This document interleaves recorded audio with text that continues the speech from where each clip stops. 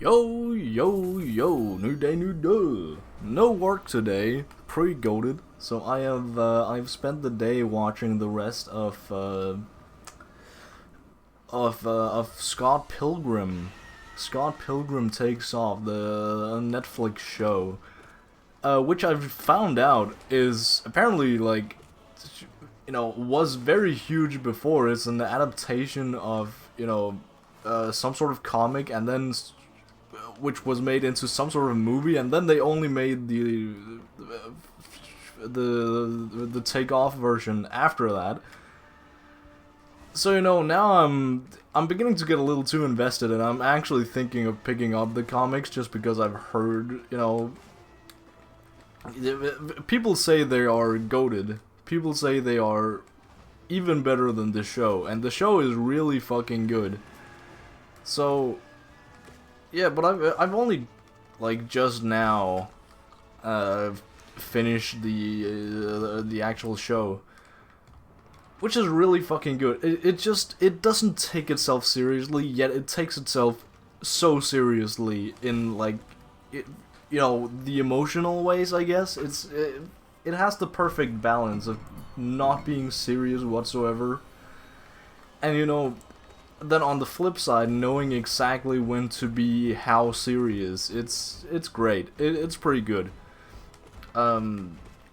It's still a bit of a curveball to name the show after our boy Scott Pilgrim, and then just kinda backseating him for the entire show, literally. Sure, I guess the show revolves around him, but it revolves way more around the, I guess, new main character, Ramona.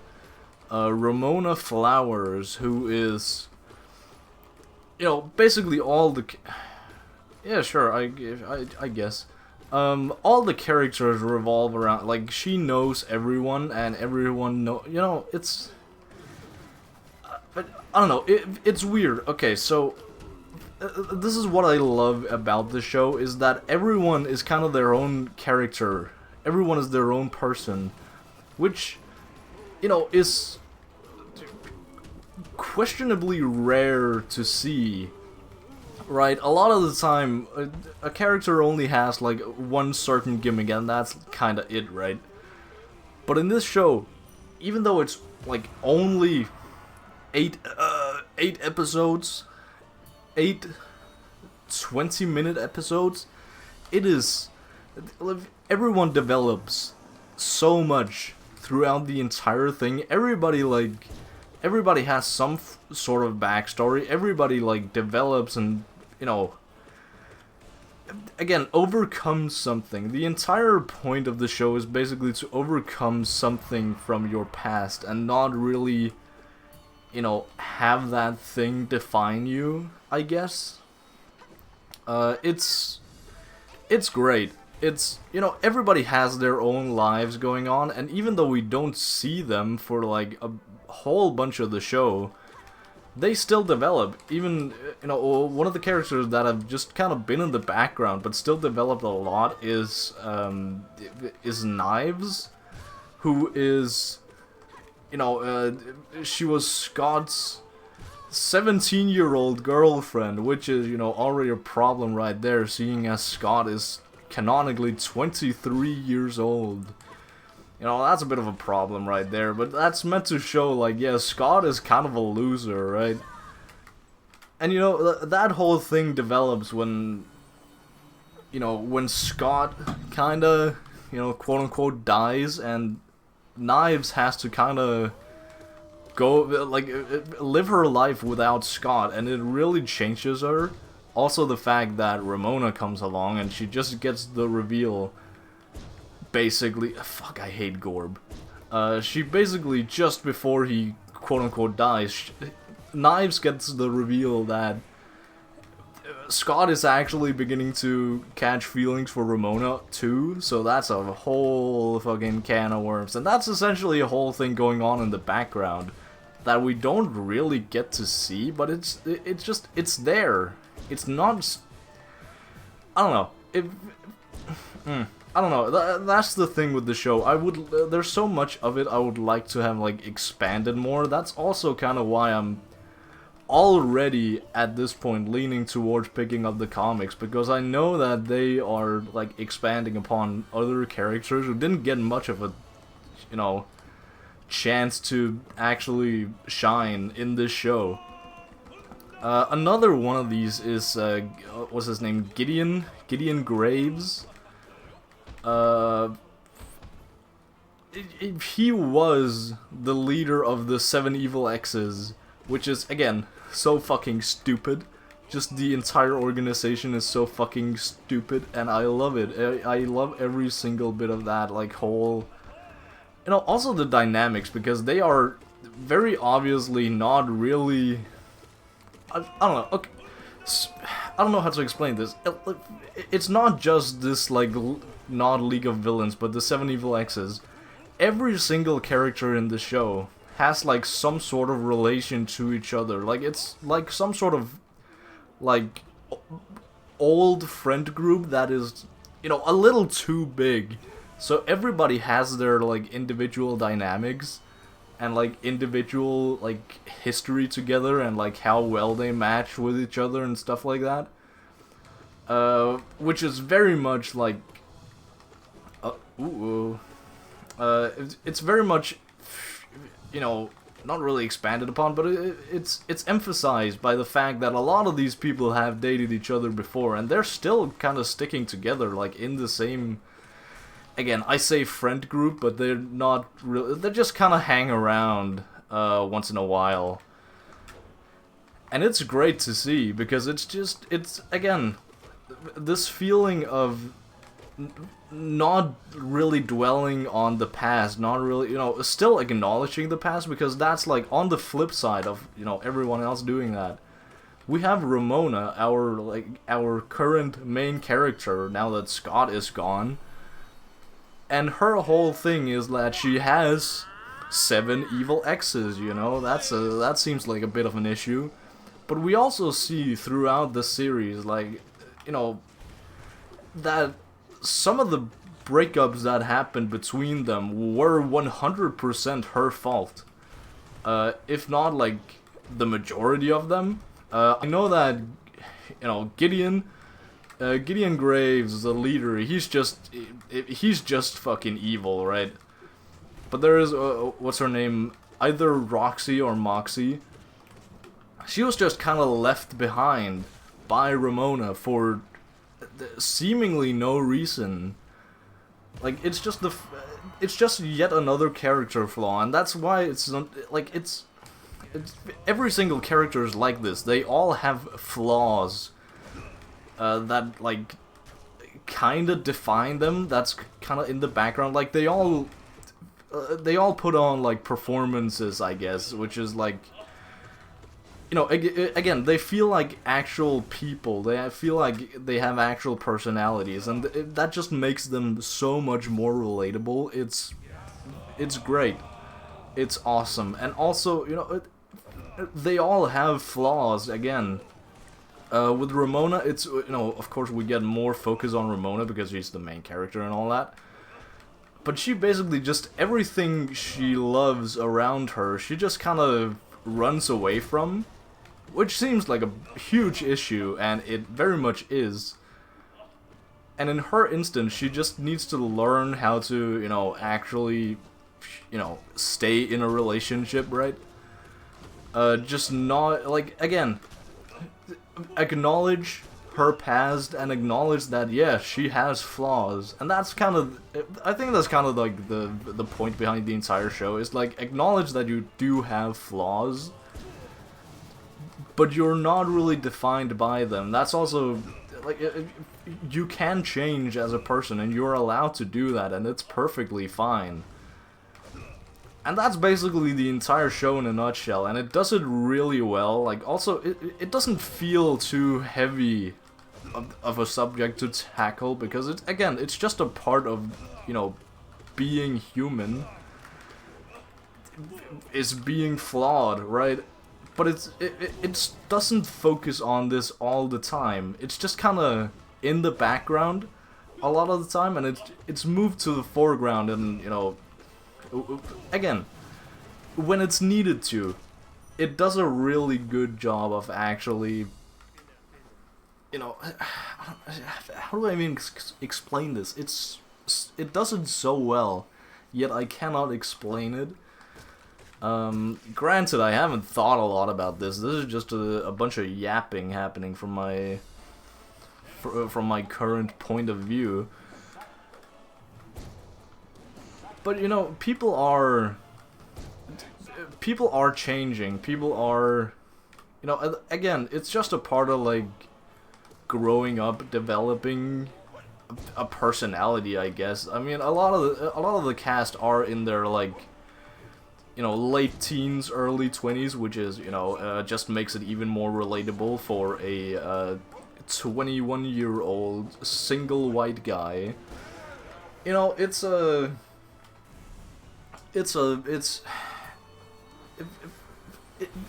just makes it so much more relatable somehow. Uh-oh. Again, I feel like I'm emphasizing this like far too much, but the fact that everybody actually feels like normal people having their normal lives, and also I feel like that's what a lot of the background people, like a lot of the people are just kind of chilling in the background doing their own thing. That is, you know, it gets the feeling across that you are just like their lives would go on with or without you, right? They have their own things going on. That is their own things. Some of those, I don't know where I'm getting at. Let me recuperate my thoughts. Anyway, so yeah, eventually we get around to, you know, all these evil exes, right? Again, some of the breakups happening being 100% Ramona's fault, some of them not being, right? And it's all just part of, you know, relationshiping.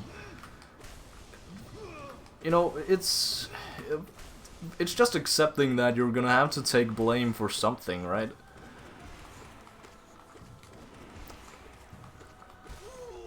And we also get to see that emphasized a lot in the ending, which, I guess major spoilers for the ending, because it begins to get a bit confusing at the end when Scott Pilgrim, our main, you know, quote-unquote main character, eventually just shows up again at the front door of wherever we're hanging out, and basically explains that, yeah, this whole kidnapping thing that was going on, it was him all along. It was Scott Pilgrim all along, but older, and he explains that essentially he was kidnapped by himself from the future because his future self was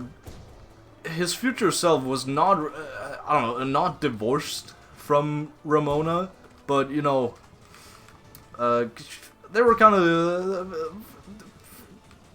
they just needed some space between each other, right?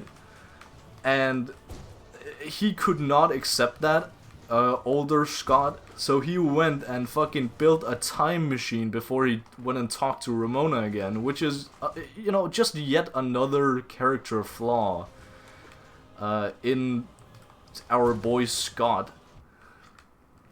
You know, everyone is so flawed in this show, and it again just makes it so much more relatable. That the characters are allowed to fuck up and make mistakes, and it's basically the point of the entire show. That not everything somebody does makes sense. Like, I feel like a lot of shows, they want to really badly to justify why the bad guy is a bad guy, and why, you know, why somebody morally gray did something morally gray, you know. But in this, everybody is morally gray, essentially. Not that they're, you know, that there are good and evil. You know, our stereotypical good guy Scott Pilgrim, we see him turning into essentially the main bad guy because all of his, like, the bad flaws in him were stirred up over the years, and eventually, you know, he fucking built a time machine, apparently. Again, a lot of this, I haven't even touched on the power system, but the power system and the fights, they're not explained whatsoever throughout the entire show. Which is great. Which is awesome, by the way. I love that it's just kind of up to interpretation how this works. Like, also the entire, like, video game aesthetic thingy they've going on. You don't know if that's actually a canon thing. It feels a lot like it, you know, when even old, no, not even older, when older Scott was introduced, he was introduced in, you know, talking in the narrator voice. Which is still something I haven't really processed. Like, does that mean that Scott Pilgrim is the narrator? Does that... I don't know. I don't know. There's also the whole thing with the robot being kind of a... You know, I guess a set of eyes into a different dimension? Maybe, where it goes back in time. I don't know. There's some time travel stuff going on, but it's not because so much of this show isn't explained. It doesn't really matter to me that this isn't explained either. Like, it's fine. I would like it to have, you know, to have been explained, but I don't need it to be explained. It's not needed whatsoever.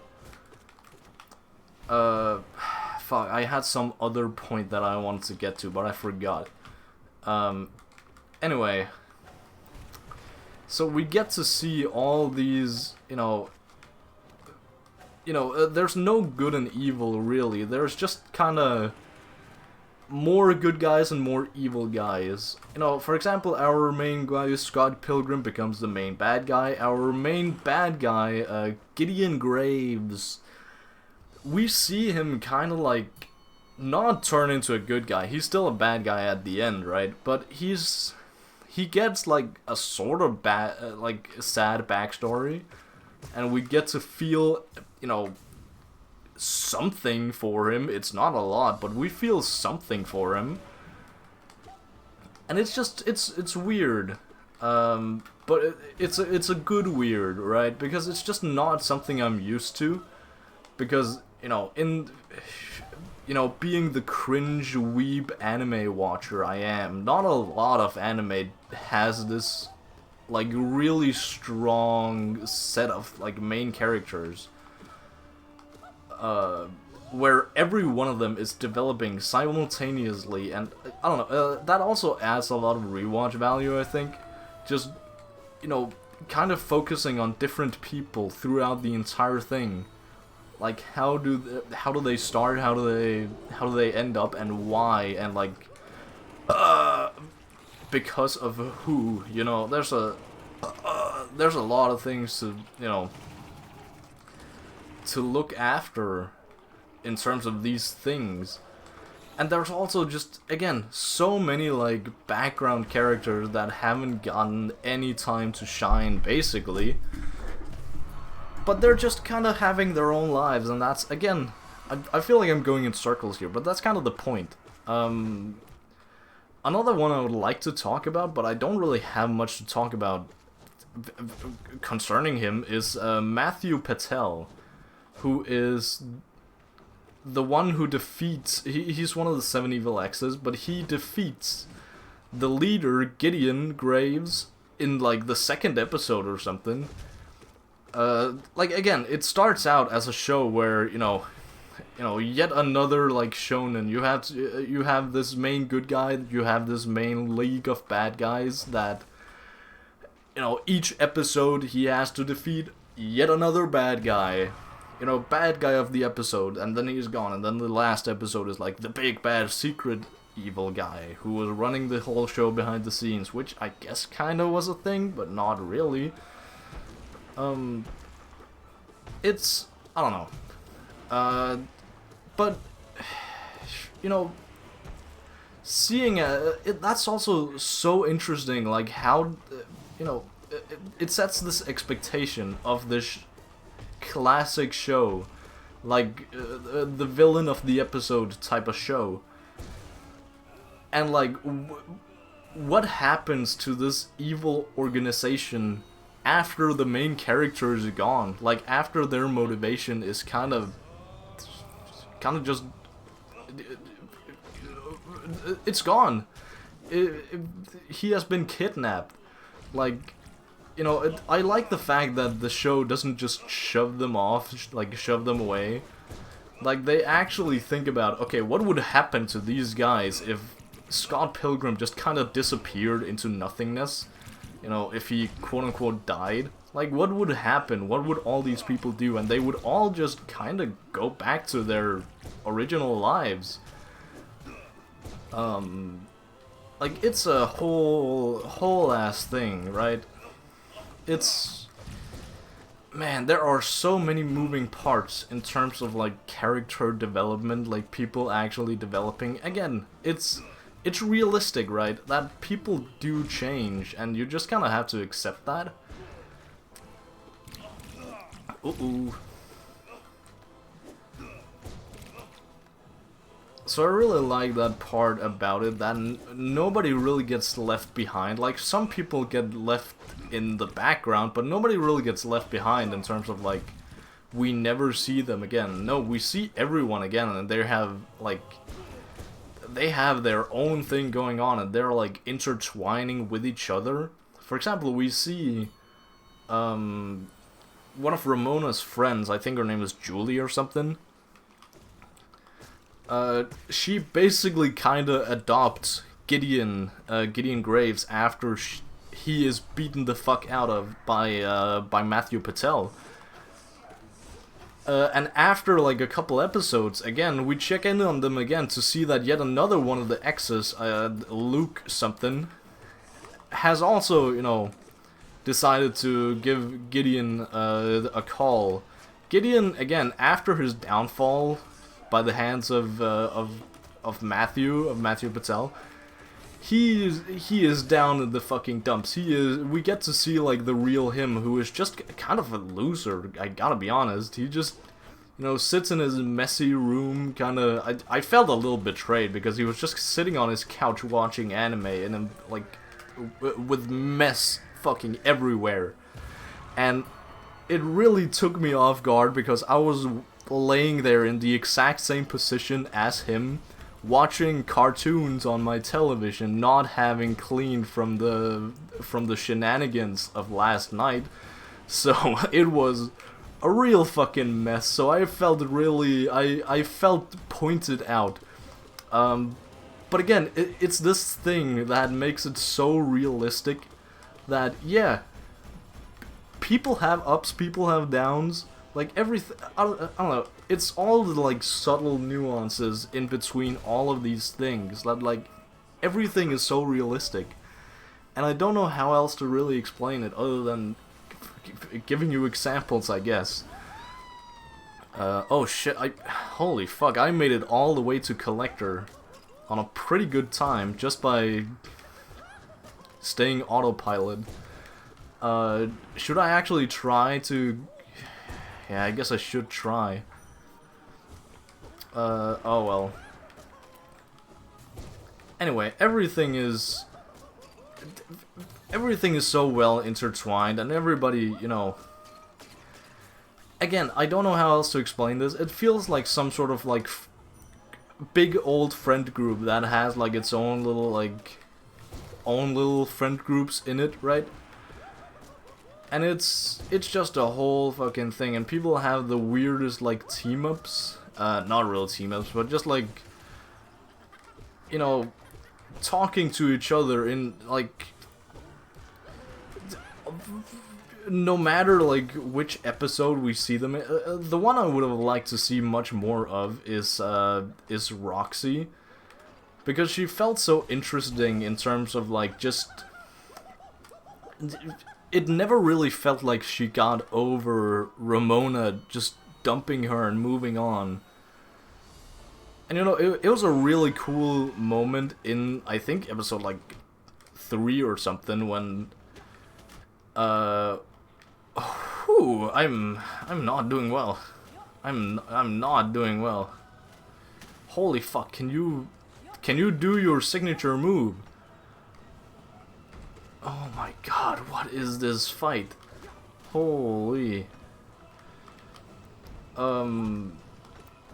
But I never really felt like she got over that, and it's never really addressed again. It's just kind of like, you know, Ramona admitted that she fucked up, and Roxy just kind of having to accept her apology, even though she doesn't want to accept it, I guess. I don't know. It's a whole thing that gets kind of...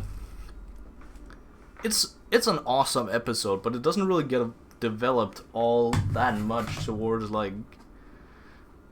Again, it's great, don't get me wrong, but there are so many things that I would like to have seen more of. That's essentially the, like, the main criticism I got, is that there's not more of it. So I might have to check out the comics wherever I can find them. Yeah, but anyway, review of Run. It was pretty good until I started developing a conscience and tried to make an effort in surviving. Oh well, it is what it is. See you later, over and out.